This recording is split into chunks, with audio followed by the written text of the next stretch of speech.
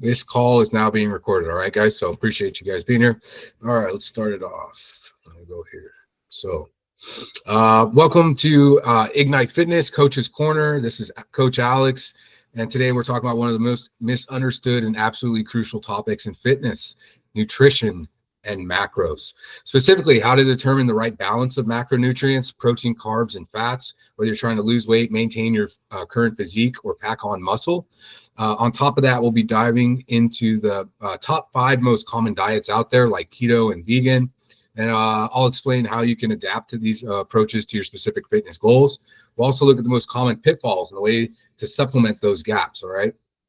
So whether you're an athlete or a busy parent or just someone trying to stay healthy, the principles we'll cover today are universal. Stick around to the end because we'll also give you actionable steps to calculate your own macros and adjust them for success. Today, joining me, we have Josh, one of our coaches on the Ignite Fitness platform. He's out of Columbus, Ohio. We have Cole, Coach Cole, out of Chandler, Arizona, as well as Ignite Fitness platform. Bryce, an Ignite Fitness coach out of Scottsdale, Arizona. Peter out of San Diego, and then Kylie out of Eugene, Oregon. So welcome, guys. Thank you guys for being a part of this today. These coaches will chime in on their opinions, their personal experiences, their experience with their clients, what's worked, what hasn't worked, things like that as we go through the podcast. So excited to get this thing going. So let's hop right in. So segment 1, we're going to go over why macros matter. Okay.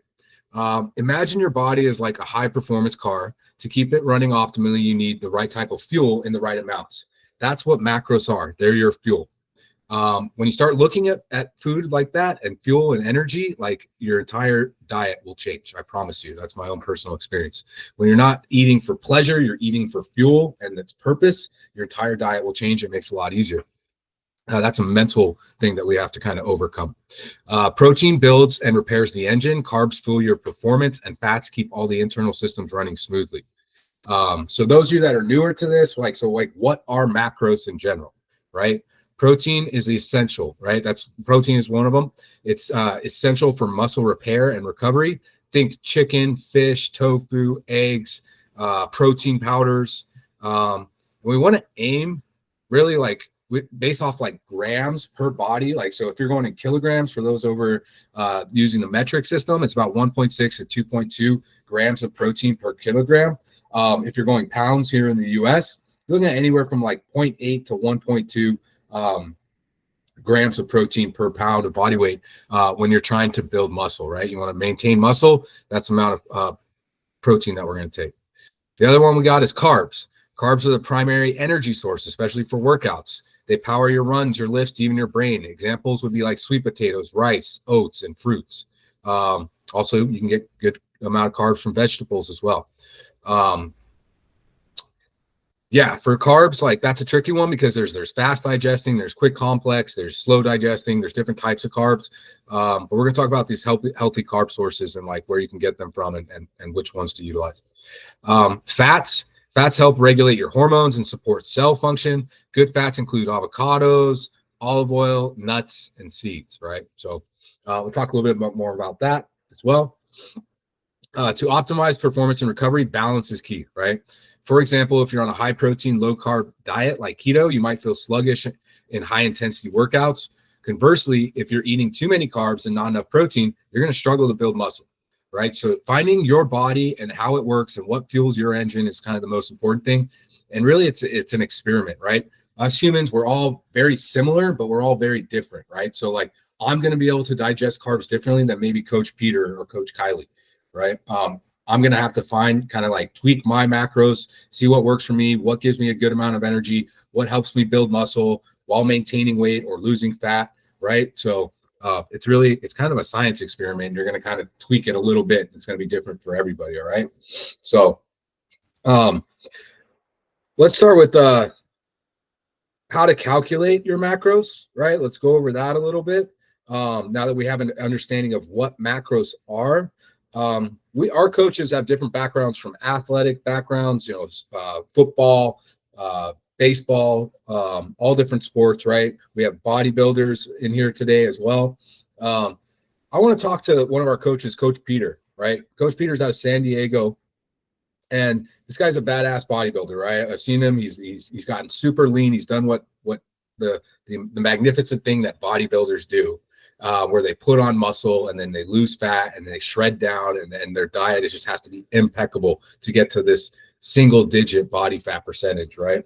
So what's your experience, Peter, with the adjustment of macros as to whether you're like looking to gain weight, lose weight, maintain weight? What's your personal experience and what makes your body work? Yeah. Yeah, happy to share. So I have about 12 to 14 years of experience of lifting, but I think overall, change in diet is what really drastically adjusted my body fat levels and body composition. Just to kind of give you an example, my early stages of lifting, I didn't really count my macros, but I know I ate a lot. I was probably in a calorie surplus, and it probably did help me gain a lot of muscle over time, the first 5 to 10 years of training. But over time, I realized that I did plateau, and I started adjusting my diet. And at that time, I realized I was eating maybe too many carbs. So when I started adjusting and reducing my carb intake, increasing my protein intake, increasing my fats, what happened was I actually ended up losing fat, but I was able to retain muscle.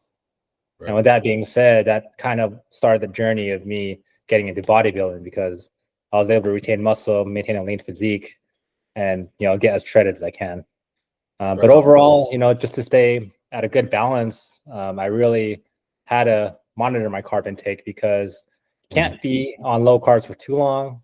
Right. Especially for me, because I like to lift heavy. Yeah. So I have to find a good balance of like 50% carbs, 50% protein, and then a good amount of fats, not too many fats. Right.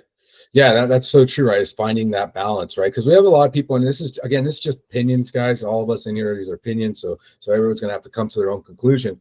But there's people that do like no carb, right? Zero carb to get in that ketosis state, and that works for them, right? But like the average 99% of people out there, and 90% of people out there are gonna need some kind of carb source, right? Like that's what fuels our brain, right? Glucose, right? Until we get to that ketosis state.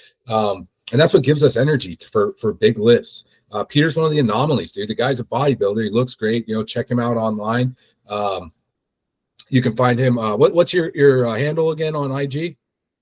It's Peter __ guns with a Z at the end. With a Z at the end. Cool. Yeah. So check him out on IG, right, guys? Dude's jacked, but he also runs marathons. He also does hybrid high rocks races. So he's truly that hybrid athlete. Who's able to lift heavy and also and run and have that cardio. So not all bodybuilders are like that, right?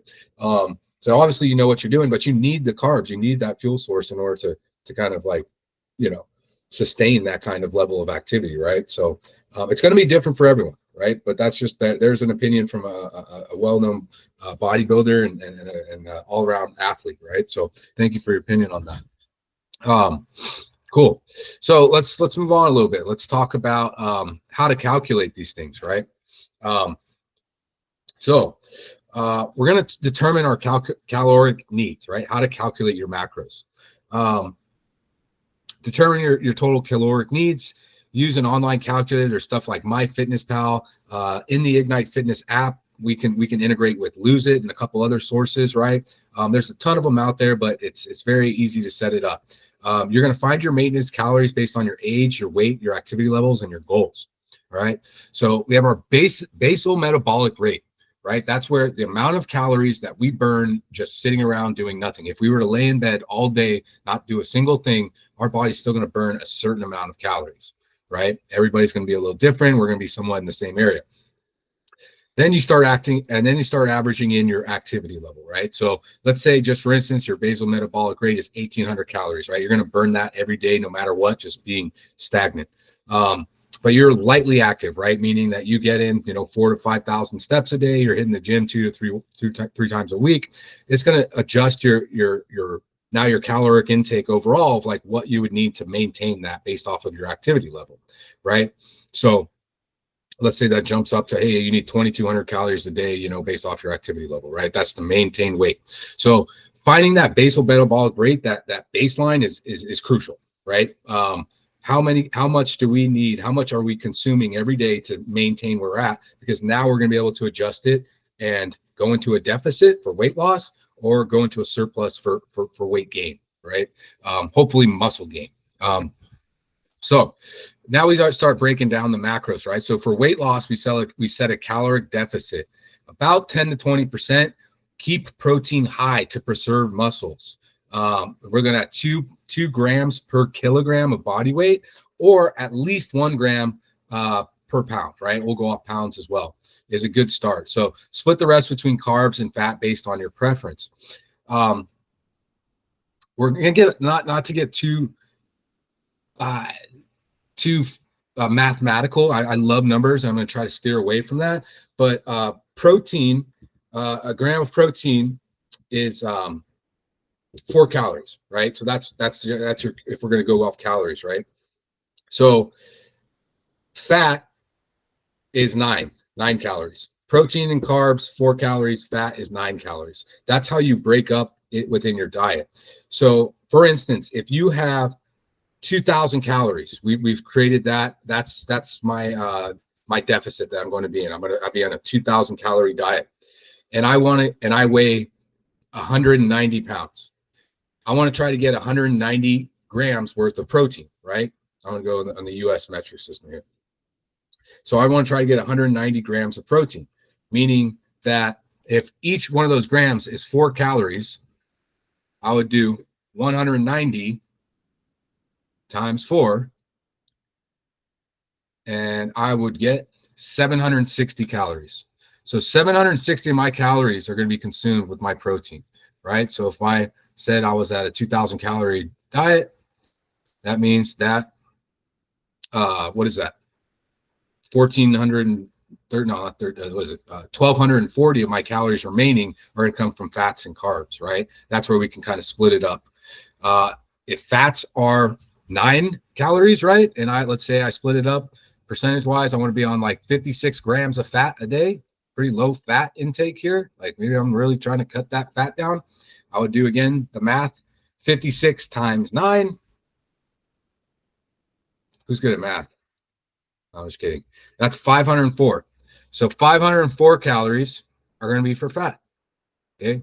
I can add that to that 760, or I could take it away from my remaining value, right? So let's do that. 760 plus, what was it? 504. Okay, so now I'm consumed 1,264 calories out of my 2,000 calories. I've got my fat and my protein taken care of.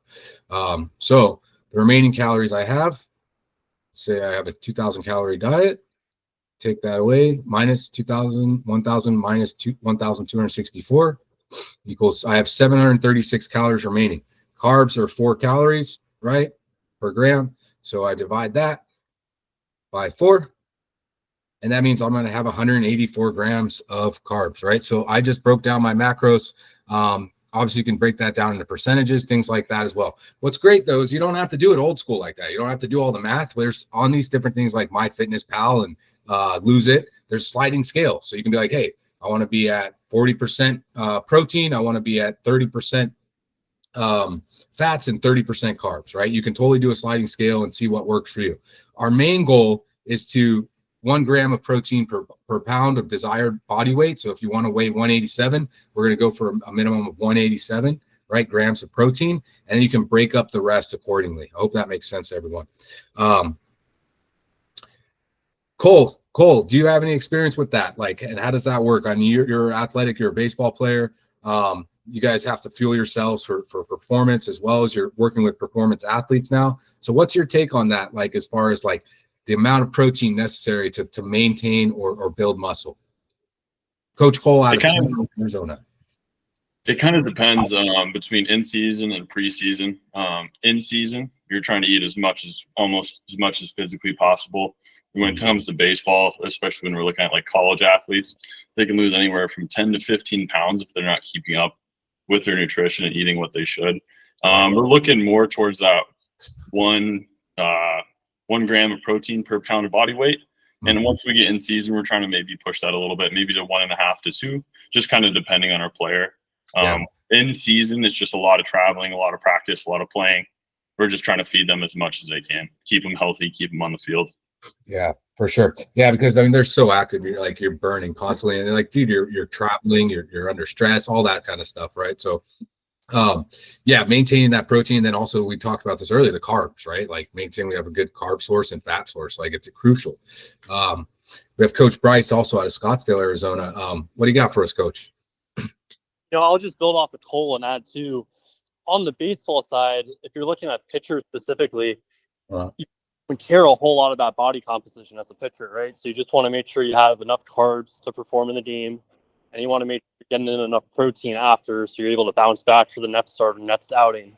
As I've gotten more into the general population, I do, it can seem like a lot of up front and be confusing, but once you start tracking the math, start learning about how it correlates to your diet, it's really not that hard to start making slight changes here and there and see progress that way. Yeah, I agree with you, man. Yeah, good. Thank you for adding that in there. That's very true.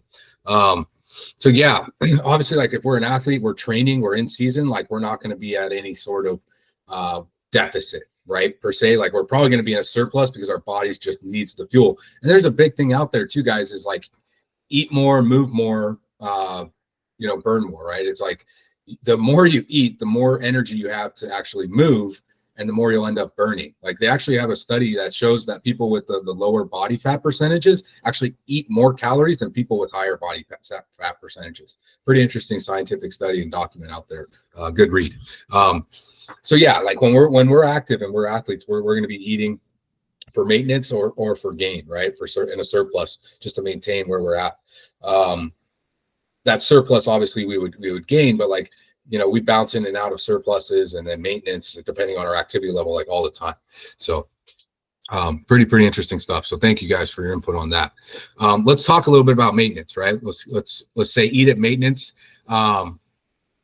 calories and go for balanced macro split. 40% carbs, 30% protein, 30% fats. Again, if I've established, hey, I'm on a 2,000 calorie diet, right? And now I know that 4 calories for protein, 4 calories for carbs, 9 calories for fats, right?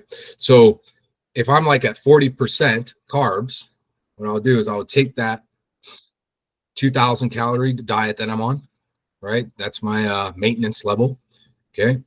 I'm going to multiply that by 40% or 0.4. That's going to mean I have 800 calories that I need for my carbs. Okay, divide that by the 4 calories.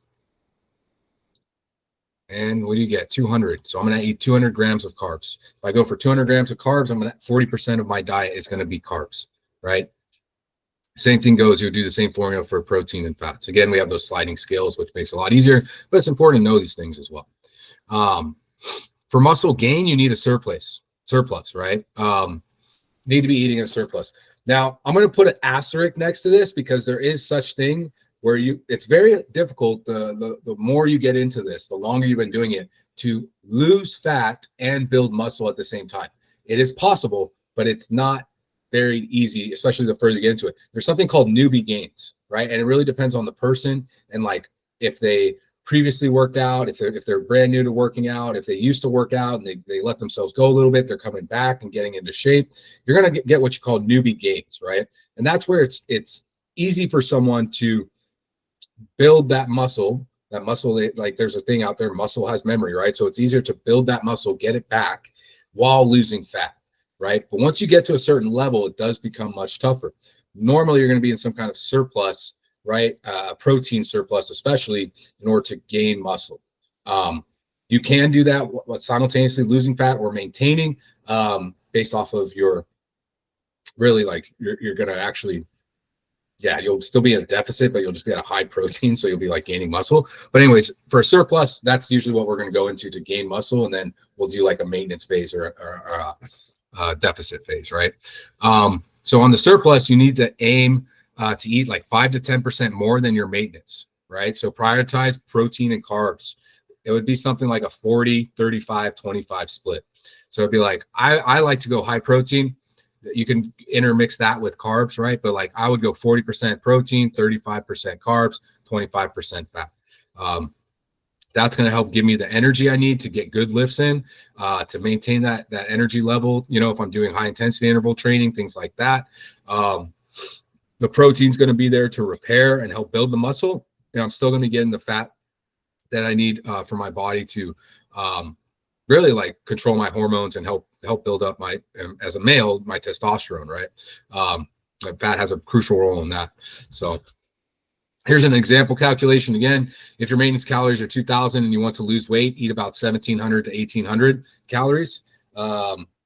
Think about this: every 3,500 calories is a pound. Okay, so if you are at a 500 calorie deficit every day, over 7 days, you're going to lose 1 pound.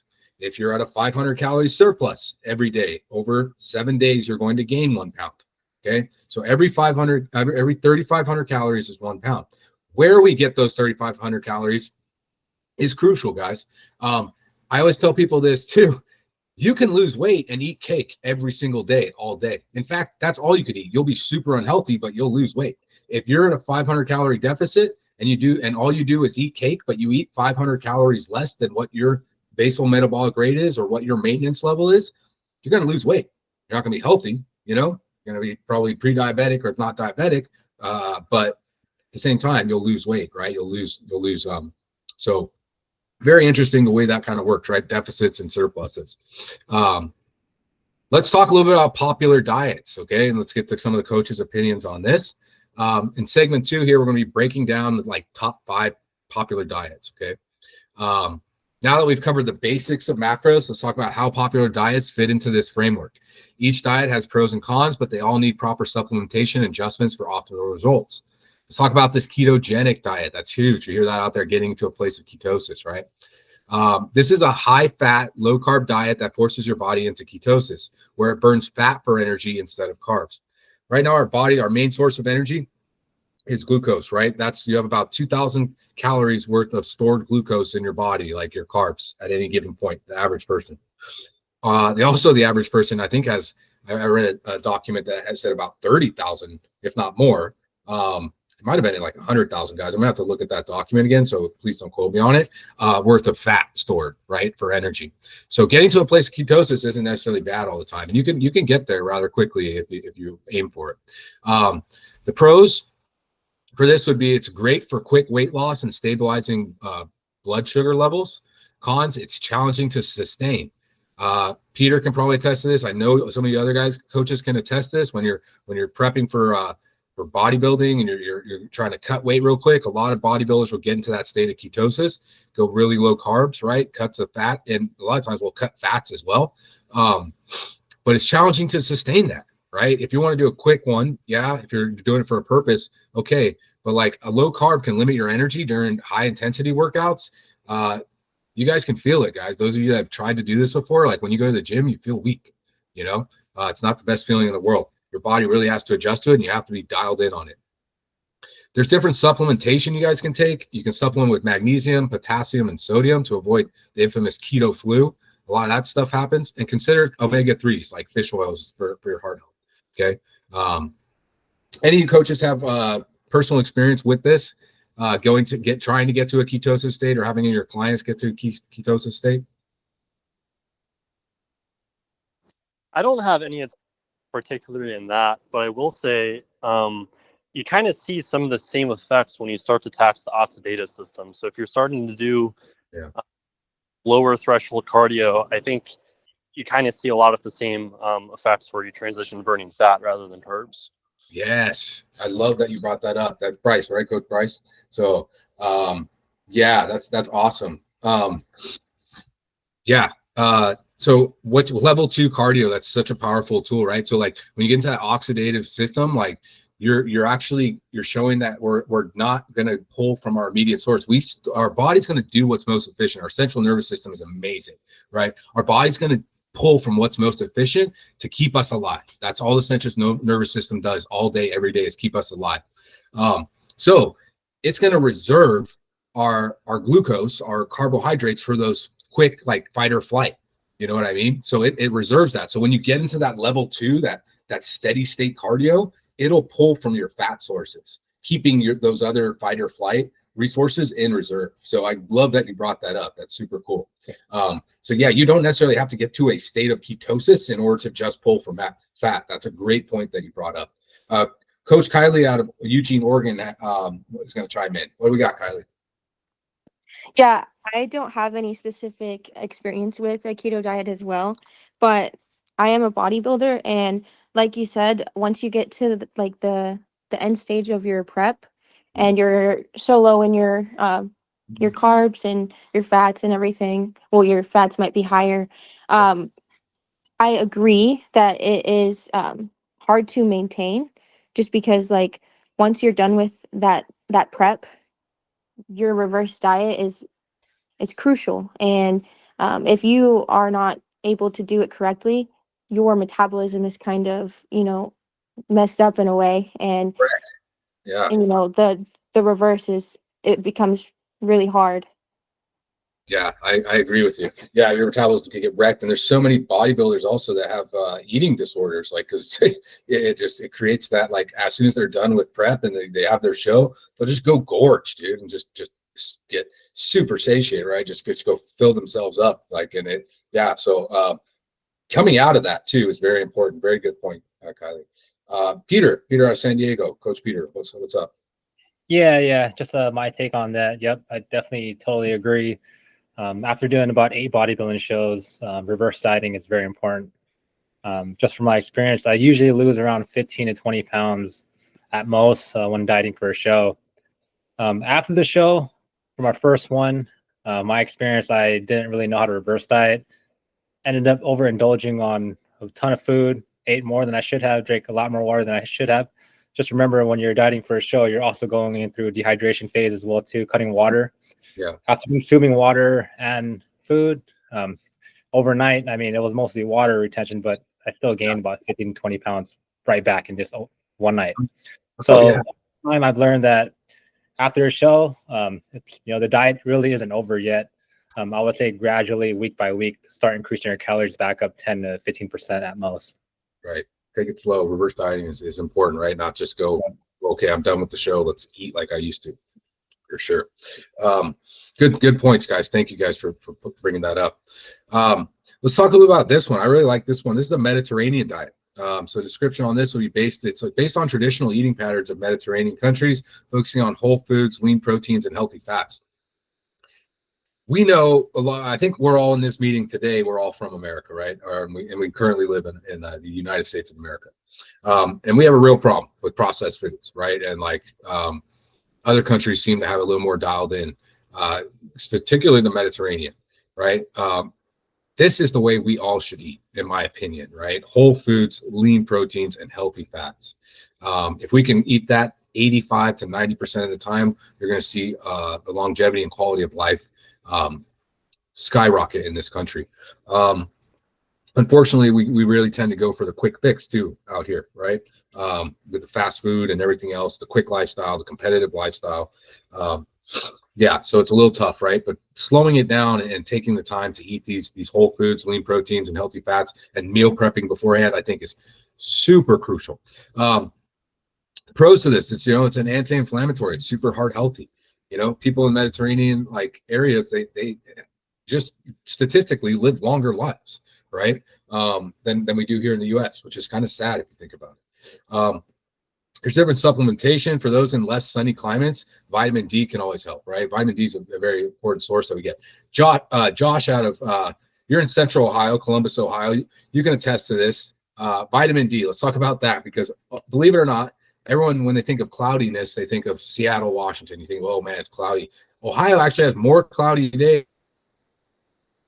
You just don't hear about it. So what do you guys do to stay warm out there and vitamin D and get sun and stuff like that? It's tough. You definitely have to make sure that you're getting some outside time, even when it is cold. We go for a lot of walks as soon as we see 40, 45 degrees. We also, daily vitamin, recommend, supplement it, but definitely getting as much outdoor activity as you can is the best part. Yeah, for sure, for sure. Yeah, vitamin D plays a crucial role, and we get a lot of that from the sun, right? So the supplementing that's a good thing, right? But I'm telling you, this Mediterranean diet's it's amazing. It's really something to check out, guys. If you're not doing it. All right, let's go into this. Dun dun dun. Vegan, right? I'm just kidding around, guys. There's nothing wrong with the vegan diet. If this floats your boat. I like meat. I like eating meat. I'll probably eat meat for the rest of my life, but I mean, we'll see. This could great benefits as well for a lot of people. So description, eliminates all animal products and relies on plant-based foods. That's what the vegan diet is. Okay, so I know there's like a pescatarian diet, there's a vegetarian diet. This is strictly like, hey, we're eliminating all animal products and we're just going to do plant-based. The pros, it's great for reducing environmental impact and lowering cholesterol. Okay, cons, there's potential deficiencies in vitamin B12, iron, and omega-3s. Those we get those directly from protein sources. You know, as far as like animal protein sources. Let's put it that way, right? From beef, you know, fish, chicken, things, poultry, things like that, pork. You can always take a quality B12 supplement and iron if needed, and considered algae-based DHA or EPA and omega-3s, right? So can't necessarily take fish oils if you're truly on the vegan diet, but a DHA or an EPA for omega-3s might suffice, okay? Any of you guys ever done the vegan diet or tried it? No? I'll be honest, I tried it one time. I was like living out in Texas at this point in my life, and I did it only for like, yeah, maybe like 2 months, but I stopped eating meat, right? And I stopped eating dairy and stuff like that. And but what I found myself doing, dude, was fucking crazy. Like I had a shit ton of energy because I was like eating a lot of carbs. That was kind of my thing, was I was eating a lot of carbs. And I had a lot of energy, and I actually did lose a little bit of weight. Can't say I put on muscle. Not sure about that. I wasn't really tracking at that point in my life. But I found myself like, instead of eating a chicken, you know, regular chicken, I would eat like a plant processed chicken, frozen chicken patty that I got. It was like, you know, I can't even remember what the damn food name was, right? So the actual name of it was like Better Foods or Beyond Meat, I think, or some shit like that. But anyways, yeah. So I was eating these processed, ultra processed chicken patties, trying to get something that tasted like chicken. You know, so I realized, like, what am I doing? I'm not truly doing this. I don't enjoy this. It's just not for me, right? But I have tried everything, guys, under the sun. Like, I'm all about learning and growing and experiencing new things. So for me, it didn't particularly work out. But if this works for some people, if there's other reasons that you don't want to do it, we totally respect that. So vegan diet's another popular one that you guys can turn to. Here's a big one. I won't even call this a diet, guys. We can touch on this. This is intermittent fasting. Right. So this is more when you do these eating only with a specific time window, like for instance, like you have 16 hours for fasting, and then you have an eating within 8 hours, right? So if you wake up at 6 in the morning, let's say your first meal is at like, I don't know, 8 a.m. That means it only gives you until 4 p.m. That's your window of eating, right? So once 4 p.m. hits, you're done. This can be very beneficial for weight loss as well. When we go to sleep at night, we actually start to burn more fat than we do. The fat percentage of that you burn goes up 5 to 10%. The longer you're in this fast, that percentage will go up higher as well. So you can see a lot of people actually start to burn fat, like based off of like if they eat and they're done eating by like 4 or 5 p.m. Don't eat past that point. You go to bed, you're going to be burning more fat while you're sleeping. So that's a little fast tip there. But yeah, it's tough eating like this sometimes. We have people find ourselves grazing throughout the day. Maybe we wake up at 6, we have breakfast at 8, and we finish. You know, we have a long day, and we finish work, and we get done, and we get home, and it's 8 o'clock at night, right? So that's not necessarily well. Breakfast, you know, now we get into the fitness realm. You're breaking your fast. That's literally what we're doing, right? So break fast, right? Breakfast. At which point you decide to do that, it's up to you. I think these can be super powerful. It works differently for everybody. It depends on your workout schedule, your activity levels, a bunch of things. So something to definitely play around with would be intermittent fasting. The pros for it: simplifies meal planning and can help improve metabolic flexibility. Cons: it's not ideal for those with high caloric needs like athletes.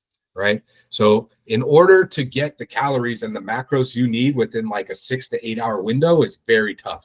For those of you that have done the bodybuilding or you're an athlete or whatnot, you know that like it's not easy to get 200 grams of protein in 8 hours, right? Because you're going to have to constantly be eating in those 8 hours in order to get to that gap. So multivitamins can help fill potential gaps if you're looking for that, right? So anybody ever done intermittent fasting? Any coaches or have clients that have done intermittent fasting and has it worked or not worked for them? I've known a lot of colleagues that have said they liked it a lot. I don't have any particular experience with it specifically, but I've heard great things about it from people I know. Right on. Thanks, Coach Bryce. Yeah, I think it's something everybody should at least try out, right? And it's something you honestly, this works like day at a time type stuff. You don't have to go on an intermittent fast for a month. You know what I mean? Like on Wednesdays, Fridays, and Mondays, you can be like, hey, dude, I'm only going to give myself an hour, these hours to eat, right? Like it does not something you have to be so drastic with as well. Coach Josh out of Columbus, Ohio, what do we got?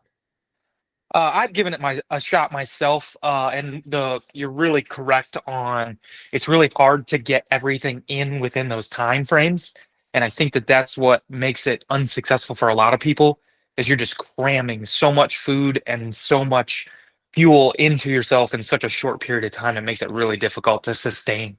Right.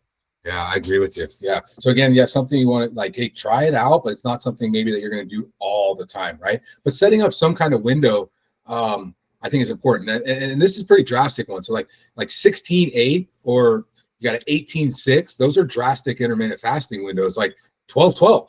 12-12 is an intermittent fasting. You know, it's just there's different. It's just where you put your parameters, where you want to put that scale, how aggressive you want to go with it, right?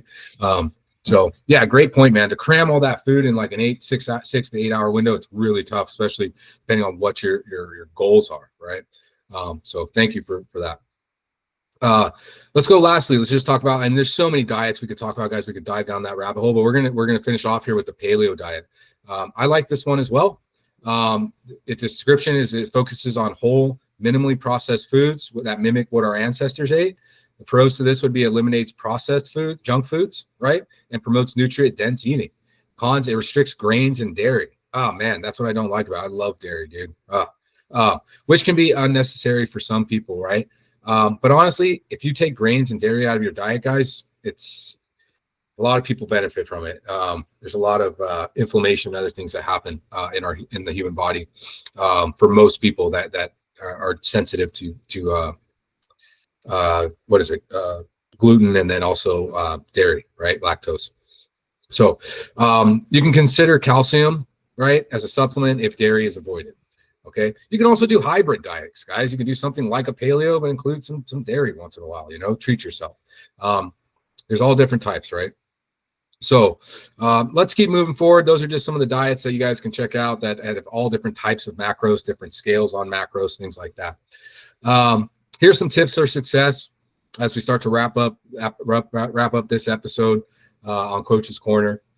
How to track macros effectively, right? So the tip to success would be like use something like MyFitnessPal or Lose It, or there's like a macros tracker. There's apps. There's a ton of free apps that you can use. You can pay for them as well for like their updated version or their more, I guess, professional version. They're not usually that expensive, but there's free options out there.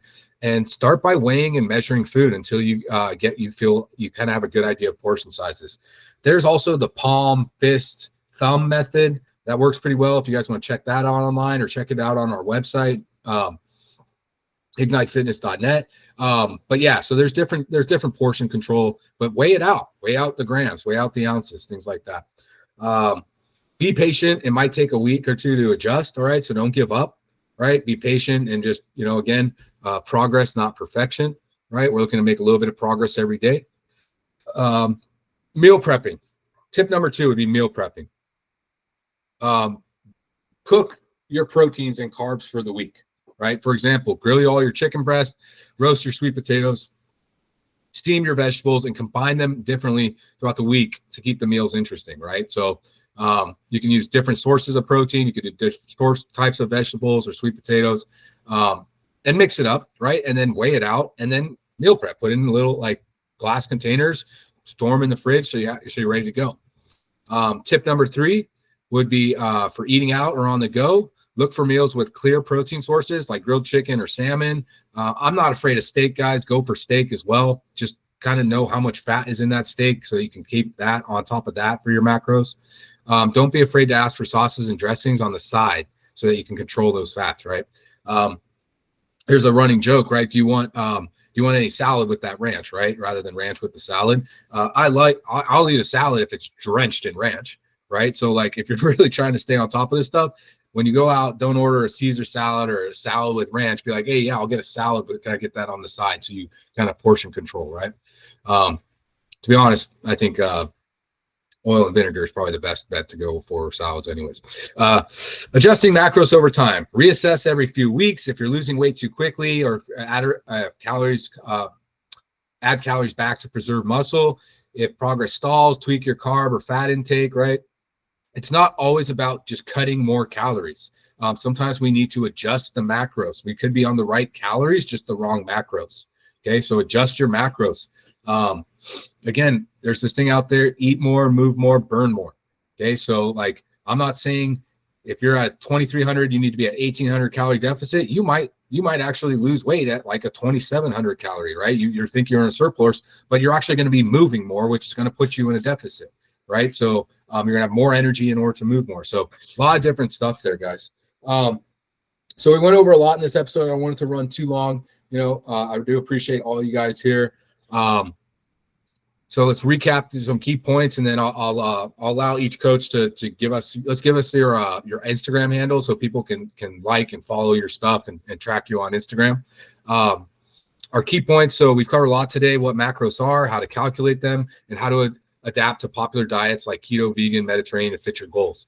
Remember, the key is consistency, not perfection. Track your macros, and tweaking them based on your progress will get you results over time. If you found this helpful, go ahead and share this with friends who's on a fitness journey. If you're struggling to figure out your own macros and adapt your diet, you can always email us at info@ignitefitness.net. I'd be happy to help you out there for free, give you some advice. You can also check out our free school.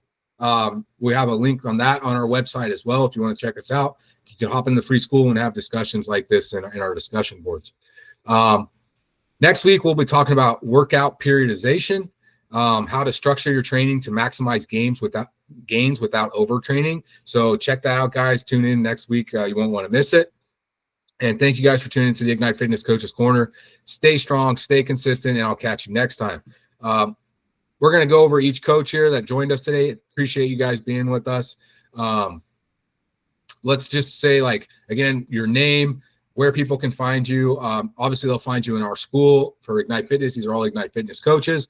But also, where can they find you on social media? So we'll start with Josh. Josh, your name and then social media handle people can follow you at. All right. I am, like you said, Josh Duncan. I am JDUNC87. So JDunk87 on Instagram, or you can find me on Facebook at Josh Duncan. Pretty easy. I'm the guy with the mohawk. So nice. Easy to find. Yeah. Appreciate you, man. Thank you so much for being here today. Bryce out of Scottsdale, Arizona. Where can we find you?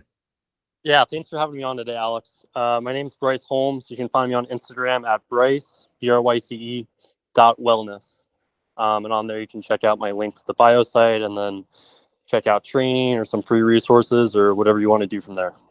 Right on. Thanks, man. Appreciate you. Peter, Javier Lai out of San Diego, California. Yeah. Instagram is Peter__guns with a Z at the end. I specialize in bodybuilding. Run marathons, high rocks, hopefully a CrossFit Games in the future. I do post workout videos daily for bodybuilding purposes. So yeah. Cool. Thanks, Peter. Appreciate you. How about Miss Kylie out of Eugene, Oregon? Hi, I'm Kylie Guzman. You can find me on Instagram or TikTok at Kylie Goose Fit, KYLEEGUZ Fit. Right now, I'm currently working on my postpartum journey, so follow along with that. Oh, heck yeah. Awesome. Super cool, Kylie. Yeah. And You'll have to get with our coach Jacqueline. She's working on our tweaking our prenatal postpartum. So I'd love it if you guys got together and talked a little bit about that. Coach Cole out of Chandler, Arizona. Where can we find you? Thanks again for hosting this today, Alex. You guys can find me on Instagram at Calhoun, CALHOUN_performance. Beautiful. Thanks, guys. So be sure to tune in next week. Like I said, we're going to be going workout periodization. You can also follow us on Instagram. I believe it's Ignite Fitness _training. And that's where you'll find us on Instagram. All right. So thank you guys for being here today. I really appreciate it. And we'll catch you next time. Cool. All right, guys. So I'm going to end the recording right here. And then I appreciate you. Just give me 1 second. And we'll talk once I end this recording. More options. Manage recording. And stop recording.